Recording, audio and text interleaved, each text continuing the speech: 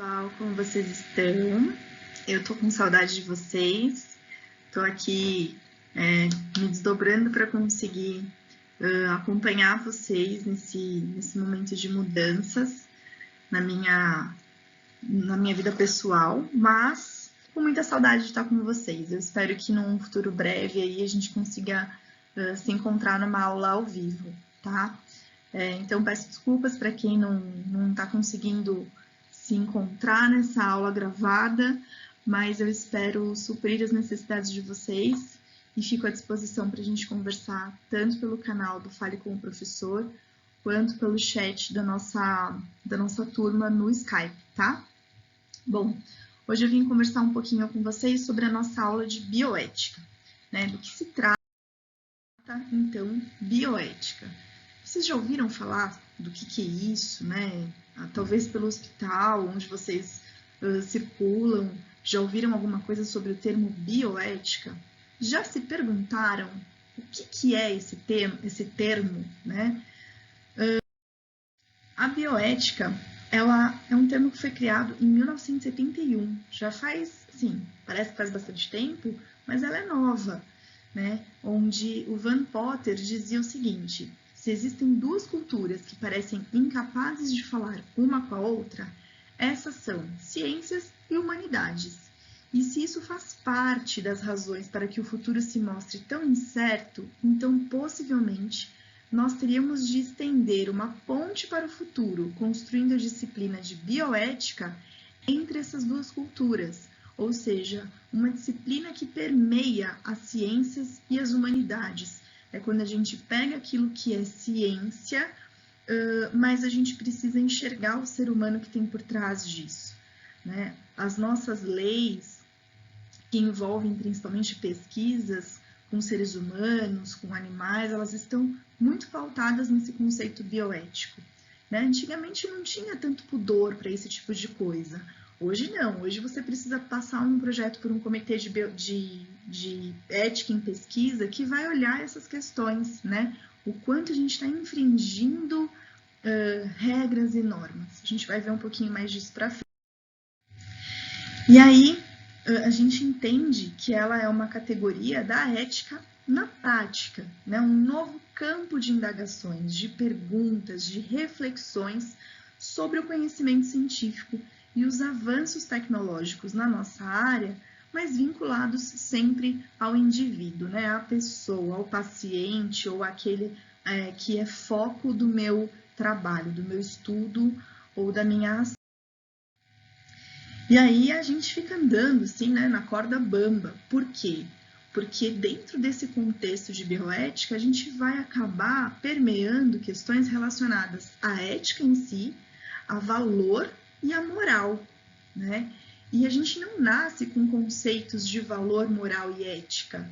De acordo com Cohen e Segre, eles vão sendo introjetados a partir das nossas experiências de vida, eles vão sendo construídos à medida que a gente vai reagindo, interagindo com a realidade. Acontece, né? Valor. Valor é um conceito vinculado àquilo que é minha preferência. Então, para um determinado grupo de pessoas, algo é de extremo valor. Um grupo de pessoas que torce para o mesmo time, um grupo de pessoas que tem a mesma religiosidade, um grupo de pessoas dentro de um mesmo contexto de trabalho, mas para mim pode ser que a família esteja em primeiro lugar, para o outro pode ser o dinheiro, para o outro trabalho, e aí nessa começam as divergências, né? Se para mim a família está em primeiro lugar e para o outro é o trabalho, quando eu coloco a minha família acima de tudo, essa outra pessoa pode se incomodar e entender que eu posso estar errada. Imagina que absurdo! Você tem que ir para o trabalho, você tem que estar no trabalho, ou você precisa valorizar esse dinheiro, né? O inverso também acontece. Quando você recebe uma crítica, porque alguém também tem um valor diferente do seu. Então, valor está vinculado a uma preferência ou a uma seleção, a um grupo de pessoas que tem essa mesma preferência. né? Por isso que são coisas que a gente vai adquirindo com a nossa vivência. Ninguém nasce já falando assim, a coisa mais importante para mim é a família. Não, até porque o bebê não tem noção, né, do que é família, do que é dinheiro, do que é trabalho.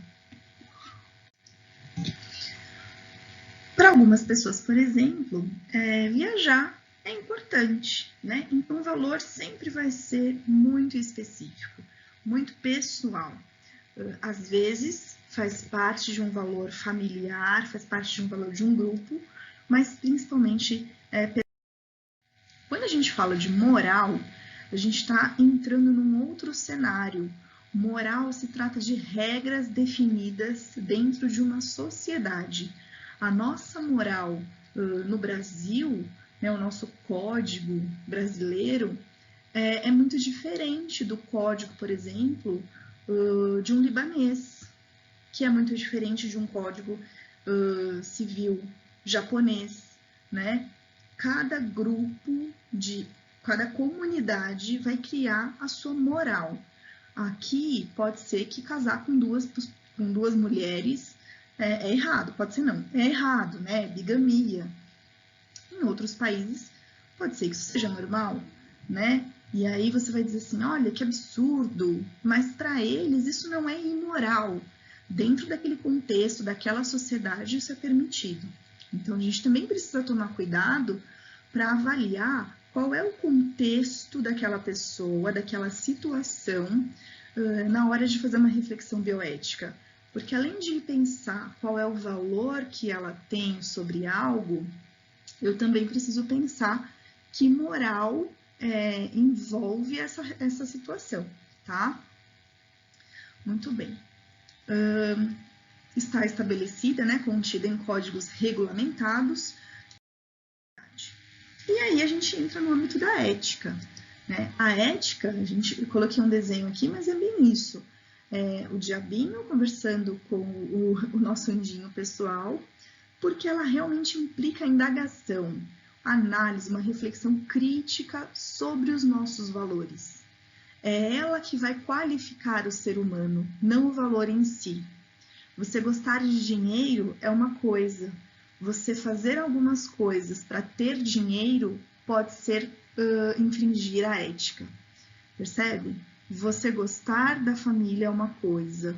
Você matar por amor, você está infringindo a ética.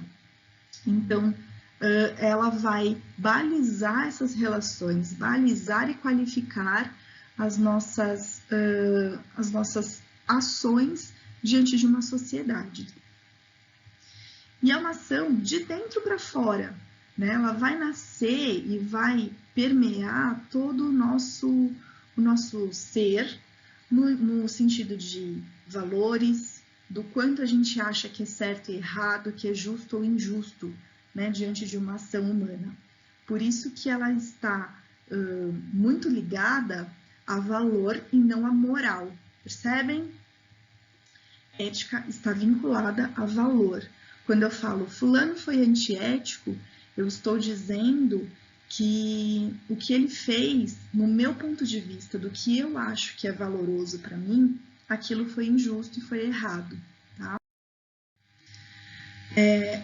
A elaboração ética de um homem que determina a consciência dos seus atos.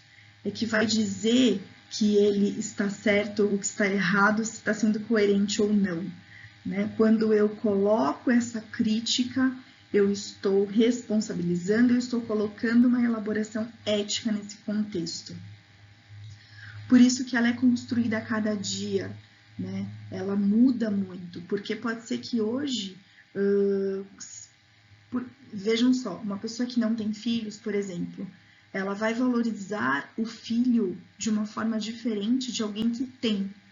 Né? Então, você conversa com uma pessoa que não tem filho e fala assim, nossa, dormi super mal porque minha filha estava doente. Ela vai falar, daqui a pouco passa. Mas se você fala para alguém que tem filho, ele vai dar um valor diferente para isso. Nossa, menina, você jura? Mas e aí, como ela ficou? Você precisa de alguma coisa? Já muda. Muda o seu comportamento. Né? E aquele que falou para você assim, não é nada isso, daqui a pouco passa, pode ser visto de uma forma, nossa, como ele é frio. Você qualifica essa pessoa por conta dessa sua relação, né? Por isso que ela muda. Então, hoje você pode pensar de uma forma porque você está vivendo um contexto, mas futuramente você pode mudar a sua linha de raciocínio, tá?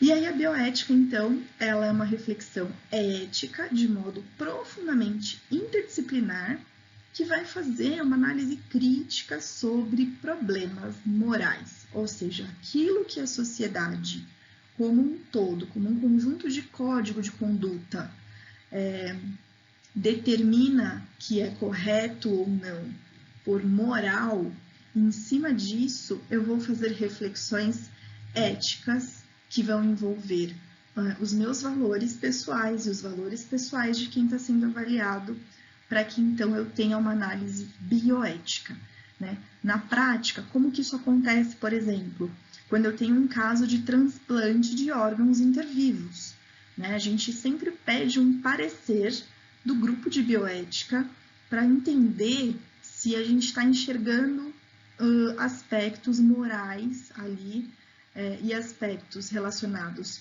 a valores pessoais e se esse transplante está sendo conduzido da forma devida. Quando que a bioética, por exemplo, impediria? Quando você tem situações, por exemplo, que possam envolver compra de órgãos, né? Que seria tipo tráfico de órgãos, ou situações em que a gente poderia colocar em risco o próprio doador, né? Claro que já tem um risco próprio do procedimento, mas, por exemplo, uma pessoa que está muito fragilizada por alguma outra razão. Onde começam as divergências, né? Médicos e pacientes frequentemente compreendem de maneira diferente o quanto os procedimentos vão funcionar ou trazer benefícios, né? O médico enxerga por um aspecto, né? Ele tem um valor daquilo muito vinculado, muito associado à sua experiência, à própria formação, ao seu dia a dia no trabalho. Então, é uma prática, é um valor que ele tem muito diferente do paciente que nunca teve contato com aquilo. Né? Dizer que é uma simples cirurgia é uma coisa se você é médico. Dizer que é uma cirurgia e você é paciente, na cabeça passam mil coisas. Eu posso morrer, eu posso ter uma reação alérgica a um medicamento que eu nunca usei, eu posso não conseguir dar conta e não sair do tubo, pós-anestesia. Então, tem toda uma série de coisas que a gente vai considerar enquanto público leigo, que enquanto como público de profissional de área de saúde, a gente pensaria de forma diferente. E aí, a gente vai perceber em estudos que os médicos possuem dificuldade em discutir, por exemplo, as taxas de sucesso de ressuscitação cardiopulmonar e de outros procedimentos com os pacientes. Né? Eles não conseguem abordar esse assunto. E também não são capazes de estimar sobrevida de forma apropriada, eles têm uma visão distorcida. A gente já conversou sobre isso em outras aulas, que a enfermagem tem uma visão sobre estimar sobrevida mais afinada do que a equipe médica, né? Mas, enfim, só para a gente entender onde começam esses entraves. Por outro lado, os pacientes costumam superestimar a probabilidade de sucesso. O que isso quer dizer? Os médicos são mais pessimistas e por isso eles não conseguem conversar com o paciente sobre procedimentos difíceis, e os pacientes, por outro lado, são otimistas demais, né, e superestimam essas taxas. Ou seja, o médico diria assim, olha, a gente tem 50% de chance de não dar certo, ou 60% de chance de não dar certo. O paciente já fala, não, mas a gente tem 40% de dar certo. Desculpa, coloquei errado. O médico diria assim, teremos 60% de chance de dar errado esse tratamento. O paciente contrapõe dizendo, não, mas a gente tem 40% de chance de dar certo. Por isso que muitos procedimentos e muitos tratamentos que são extremamente invasivos, que são fúteis, acabam acontecendo, porque muitas vezes a família ou o próprio paciente traz esse peso, né, dessa superestimação do quanto aquilo realmente funciona, é bom, é viável. E aí o médico se vê numa realmente assim, o que eu faço, né? Eu vou a favor da família ou eu vou a favor do que eu acho como prática médica que é ideal? Quando a gente entra num cenário que envolve pagamento, isso muda também, porque a gente vai falar de valor, né? Será que eu estou segurando uma vida porque cada vez que eu passo visita eu recebo o valor daquela visita? Ou eu estou segurando uma vida porque a família está me pressionando por alguma razão, qualquer que seja? Ou entende que o caminho que isso pode seguir é a depender do que eu entendo como valor e como moral e como ética. Além disso, os pacientes são muito influenciados por programas de televisão, revistas, que fornecem dados irreais, taxas erradas e resultados muitas vezes arbitrários. E aí você coloca realmente o profissional de saúde contra a parede, né? A gente tem visto muito disso em relação ao próprio uso nesse momento da medicação que se diz que vai ajudar em relação à Covid-19, né? Os estudos são muito fracos e frágeis que existem sobre isso, mas quando você coloca na mídia, a família já chega no pronto atendimento pedindo aquela medicação. E aí o profissional que não dá se sente... parece que ele é o ruim da história, né? E se aquele paciente morre, ele tem medo de se sentir culpado por não ter tentado, mesmo sabendo que talvez para aquele caso, naquela situação, a medicação não era indicada de fato. Então a gente vê esse cenário se descortinando de diversas maneiras, né? Não só no âmbito da atenção paliativa, claro, mas a gente vai ver isso muito mais expressivo quando a gente fala de limitação de procedimentos, por exemplo, tá? Então, a gente tem algumas normativas a ajudar a gente a nortear, né, essa prática, nossa prática profissional. A primeira é a Constituição Federal, que está acima de todas e que garante ao homem o direito à vida, né, que serve como norte para os demais direitos e diz assim: todos são iguais perante a lei, sem distinção de qualquer natureza, garantindo aos brasileiros e aos estrangeiros residentes no país a inviolabilidade do direito à vida, liberdade, igualdade, segurança e propriedade. E aí, com isso, vou voltar aqui um pouquinho, não consigo. Com isso, a gente entende que o direito à vida visa impedir que o poder público pratique atos que vão atentar contra a existência de qualquer ser humano. Então, ele existe ali para proteger que ninguém faça nenhum mal contra nós, né? Contra a nossa, que coloque em risco a nossa vida, inclusive nós mesmos, né?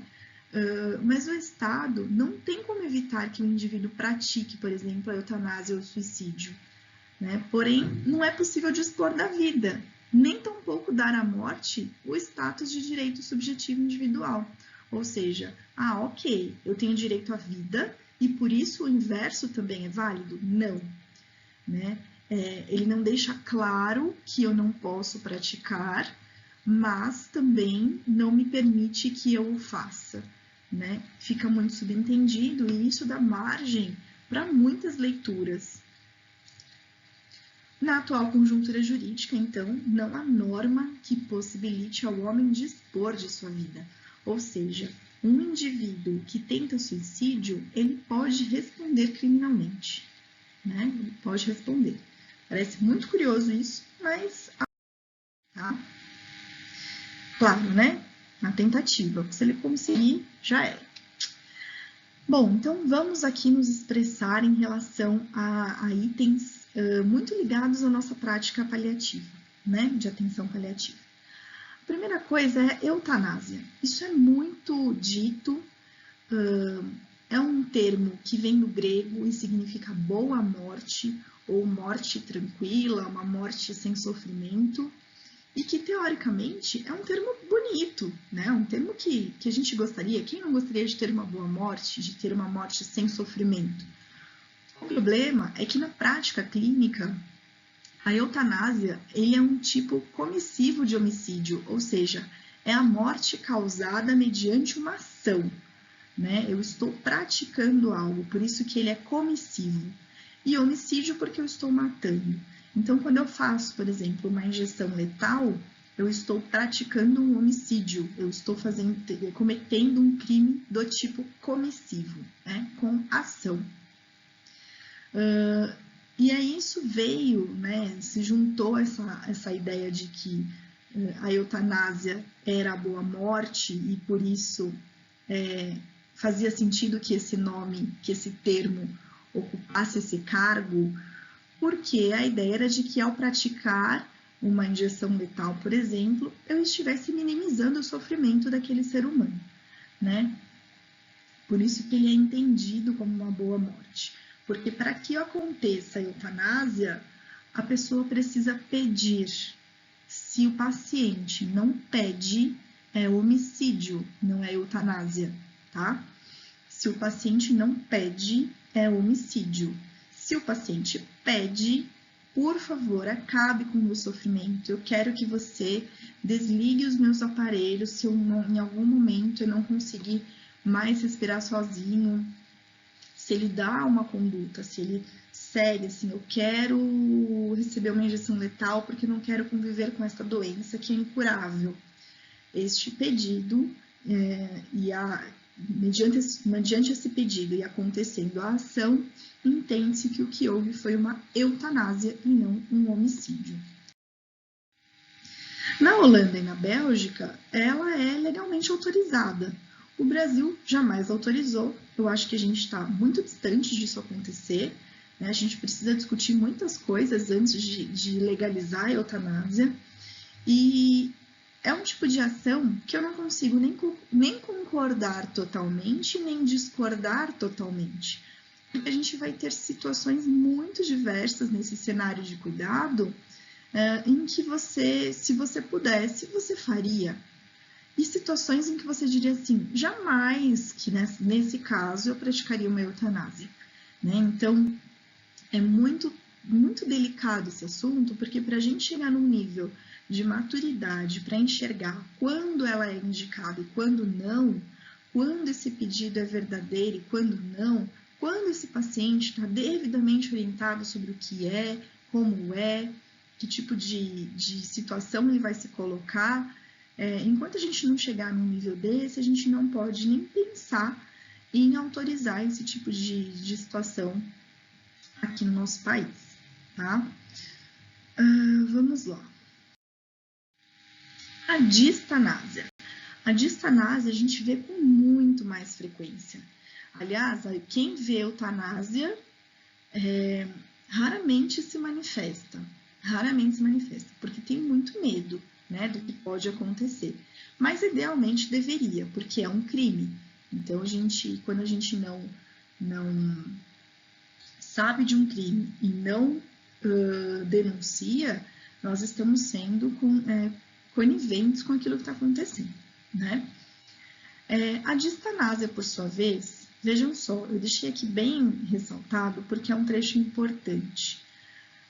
O médico que insistir em manter um tratamento ou qualquer procedimento inócuo, artificioso, postiço e gravoso para o doente terminal, acometido de doença incurável, expondo, assim, à dor e ao sofrimento, contrariando a vontade do paciente ou de seu representante legal, está praticando a distanásia, tá? Isso está no nosso Código Penal, na nossa legislação.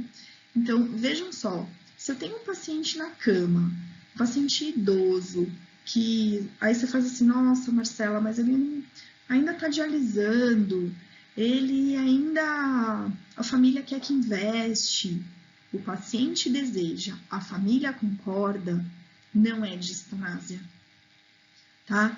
Só é distanásia se o paciente estivesse assim, pelo amor de Deus, eu não aguento mais, eu não quero mais passar por esse procedimento, eu não quero mais fazer diálise, eu não quero mais fazer isso, fazer aquilo, mas o meu médico insiste, isso é distanásia, tá? Então, cuidado, às vezes a gente cria um contexto, um conceito de distanásia baseado no meu valor pessoal. A gente precisa entender qual é o valor do paciente, da sua família, para de fato entender se o que está acontecendo é uma distanásia ou não. Quando a gente fala, por outro lado, sobre ortotanásia, eu quero dizer que eu permito que este paciente siga o seu caminho natural, né? Então, nós mantemos uma assistência para preservar sua dignidade, preservar seu conforto, mas sem praticar nenhuma conduta. Não sou eu, enquanto profissional, que provoco o óbito do paciente, né? Mas eu apenas o deixo falecer quando ele falece, né? É aqui que vem aquele ponto. Quando é parada, quando é óbito? Porque parece-me que todos os pacientes do hospital não morrem, param. E, na verdade, muitos morrem, né? Parada, por definição, é a interrupção abrupta dos movimentos cardiorrespiratórios, né? Então, quando é abrupta, significa que eu não estou esperando isso acontecer. Quando eu falo de um paciente com uma doença grave, em estado avançado, já caminhando para uma fase final de vida, a hora que ele parar de respirar e o coração dele parar de bater, não será de forma abrupta, porque eu estou esperando que aquilo aconteça. Então, eu quero dizer que isso é a morte e não uma parada, né? A gente está apenas deixando alguém morrer. Quando deixar morrer, se torna omissão, né? Ai, Marcela, mas será que eu não vou responder por omissão se eu deixar um paciente morrer e não tentar fazer uma reanimação cardiopulmonar, uma ressuscitação cardiopulmonar?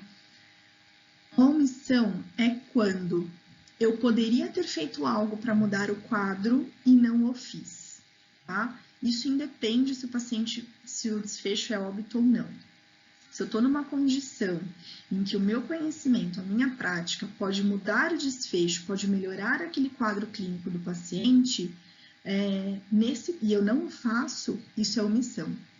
Agora, se eu estou num caso, numa situação em que o paciente está numa fase avançada de doença, já foram tentadas todas as práticas de tratamento para que ele saísse dessa condição, desse quadro clínico, e nada deu certo, nada funcionou, ele está realmente caminhando para o óbito, nada que eu fizer vai tirá-lo dessa condição. Eu posso amenizar sofrimento, eu posso manejar sintomas, mas eu não vou conseguir mudar esse desfecho. Então, deixá-lo morrer, nesse caso, não vai ser sinônimo de omissão, mas sim ortotanásia, tá?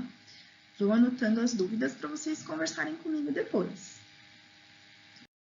Conversei com vocês sobre isso. Então, assim, se o médico, querendo deixar que o paciente morra, deixa de ministrar-lhe um medicamento que seria hábil para salvar sua vida, ele responde pela morte desse paciente como um homicida, né? Eu tenho medicamentos, mas eu não faço, eu estou sendo omisso no meu cuidado, tá? No caso de doenças progressivas, irreversíveis, e o médico não tem essa possibilidade de evitar a morte, ou seja, sua conduta de suspender ou limitar determinados procedimentos são destinados apenas para prolongar a vida e não podem ser enquadrados, então, como homicídio, tá? Muito bem. O que é dignidade, então, né? Onde entra isso? Não é possível dispor, não é possível ao médico se sobrepor ao direito do paciente de ter sua autonomia respeitada. Apesar, né, diriam alguns por aí, que há controvérsias. Na prática clínica, a gente vê muito isso acontecer.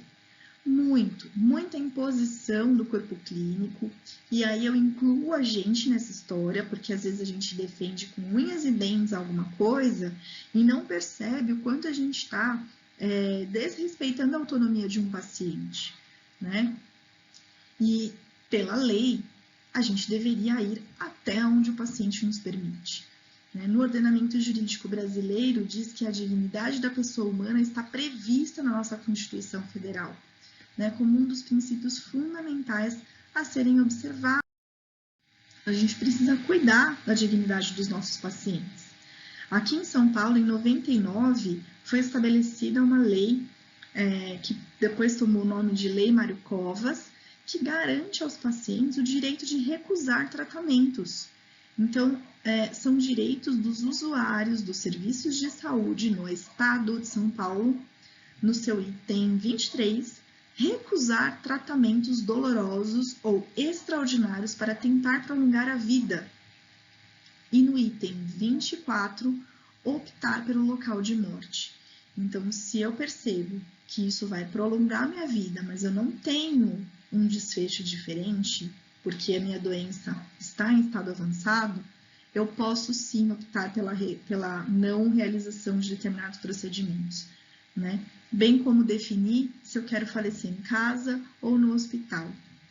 Então, a lei, né? O Código de Ética Médica também vem corroborando essas questões, né? Já desde 2009. Vejam, parece muito distante, mas são termos muito recentes. É muito novo isso. Ele diz no seu capítulo 1, no item 22, que nas situações clínicas irreversíveis e terminais, o médico evitará a realização de procedimentos diagnósticos e terapêuticos desnecessários e propiciará aos pacientes sob sua atenção todos os cuidados paliativos apropriados. Ou seja, ele dá autonomia para o médico falar assim, paro por aqui. Porque essa condição que eu vou colocar ao senhor, ela vai trazer mais malefício do que benefício. Então, ela dá poder para o médico dizer assim, não vou fazer um procedimento que é fútil. Então, esse medo de, mas e se eu não entubar? E se eu não reanimar? É só seu não, né? Não é nosso, é só do médico. Por falta de preparo mesmo, por falta de compreender como a legislação traz essas questões e até mesmo por falta de experiência em relação a algumas doenças. Você pega um médico recém-formado, é óbvio que ele vai ter medo de tomar algumas condutas. Precisa estar junto para orientar em relação a essas coisas. No artigo 41, ainda do Código de Ética Médica, diz que, nos casos de doença incurável e terminal, deve o médico oferecer todos os cuidados paliativos disponíveis, sem empreender ações diagnósticas ou terapêuticas inúteis ou obstinadas, levando sempre em consideração a vontade expressa do paciente ou, na sua impossibilidade, a de seu representante legal. Ou seja, o que ele quer dizer? Pode ser que o médico pense assim, não vou colher mais exames, mas aquele paciente ou aquele familiar se sente mais confortável se ele conseguir visualizar aquele resultado de exame, tudo bem, né? É um acordo isso, tem que estar em conjunto essa decisão compartilhada. E aí a gente evolui para a questão do morrer com dignidade, né? Muitas vezes, quando alguém diz que quer morrer, principalmente quando está pedindo pela eutanásia, na verdade, ele está querendo te dizer que ele quer viver de outra forma. Ou ele tem uma dor que não foi bem cuidada, né? Ou ele tem um outro sintoma que tira a paz de espírito dele, que tira o seu conforto de tal maneira que a morte é o que ele enxerga como solução para esse problema. Né? Então, quando a gente fala de morrer com dignidade, a gente precisa cuidar desse paciente de uma maneira reflexiva, pensando, questionando, entendendo a real necessidade dele para tomar as decisões junto com ele baseadas em ações e baseadas na bioética, né? Não só na ética, mas na própria bioética. Tá? Cortou um pouquinho aqui, mas não tem problema, eu conto para vocês. Essa aula tem atividade, então visualizem o quiz que tem logo em seguida. São perguntinhas simples para a gente poder fixar esse conteúdo. Essa atividade vale 1 ponto para a nossa nota, né, para N2, e também vai contar como presença da aula de hoje, tá? Vou pedir para vocês responderem até o dia 24/5, e se vocês tiverem dúvidas, mais uma vez digo, entre em contato comigo pelo Fale com o Professor, ou pelo nosso grupo do Skype, tá? Não tem problema. Próxima aula é sobre plano avançado de cuidado e diretivas antecipadas de vontade. Essas duas coisas vão dar continuidade para esse assunto que a gente começou hoje, né? Então, como que eu posso garantir esse morrer com dignidade, né? Por meio desse plano avançado de cuidado e das diretivas, a gente vai aprender o que é isso, como é que a gente pode ajudar o paciente a fazer o dele, e também vai ter um trabalho nessa aula que vai compor a nossa N2, tá bom? É isso, eu espero que vocês tenham aproveitado, compreendido os assuntos, os conceitos que a gente trouxe hoje para conversar um pouquinho. Estou à disposição e sintam o meu abraço de 20 segundos para liberar bastante serotonina, tá bom? Um beijo gigante!